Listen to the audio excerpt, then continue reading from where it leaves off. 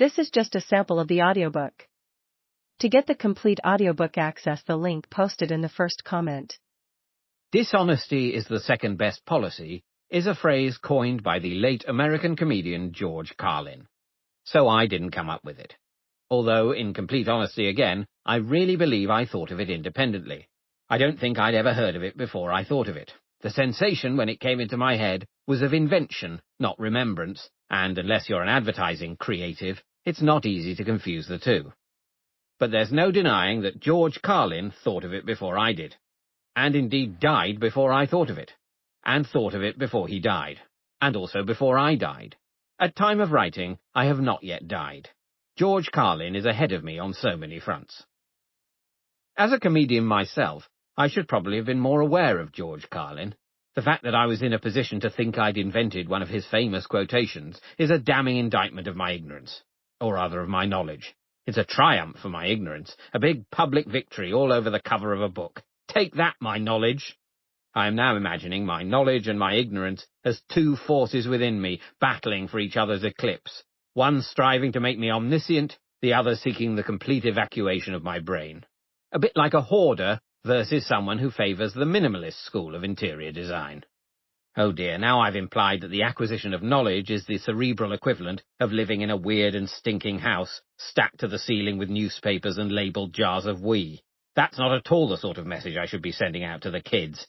And the truth is that I'd much prefer to live in an obsessive, smelly paper labyrinth than a trendy, echoing home containing widely spaced out, uncomfortable chairs and a solitary orchid. So having, as it seemed to me, invented the phrase, dishonesty is the second best policy, it felt like an apposite reflection on an era frequently referred to as post-truth. I thought it might make a good title for this collection of columns, written for The Observer between 2014 and 2019.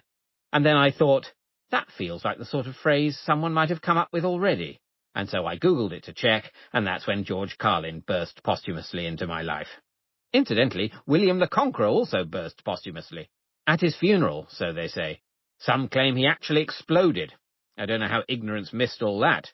The brain hoover must be losing its suck. Obviously, people have always lied, so we shouldn't get too excited about our own society, as if it's done something which, while admittedly bad, is devilishly inventive, like feeding Christians to lions or devising whiskey. Lying is as old as the hills, older than ones made of landfill, which I suppose are lying about being hills. Personally, I lie quite often, mainly about whether I am free to attend social events. It's all because the phrase, I can come but I don't want to, seems not to be permitted. There's no way of dressing that sentiment up so that it's socially acceptable. I'll have a go, though.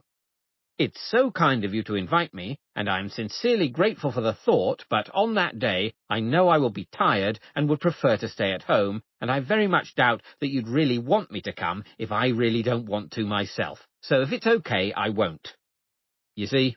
Won't do. At best you'd get some sort of diagnosis, and you'd hurt the inviter's feelings, and the inviter would think less of you. That's the real kicker. So there's nothing for it, but thanks so much, I'd love to come, but sadly I've got to insert lie here. It's the only way of availing yourself of your liberty not to attend without breaking social convention. If you believe in freedom and you don't want people to think you're a dick, and the vast majority of us fall into this category, you've got to lie, and lie well. It's a bit crazy, really. As a consequence, we live in a world in which ostensibly everyone wants to go to everything they're invited to. They always want to, but sometimes they just can't. The notion of people not wanting to go to parties that they're actually free to attend is not openly acknowledged by our society.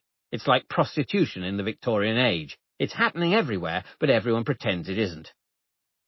In the case of the Party Invitation Response Convention, that means there is no language for effectively expressing sincere gratitude for an invitation to an event that you genuinely would like to go to, but genuinely can't.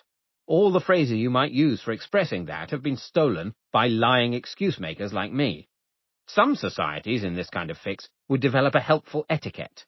I'm so sorry but I can't make it would mean I don't want to come but you're not allowed to hate me, while I'm so sorry but I really can't make it would express genuine gratitude and regret.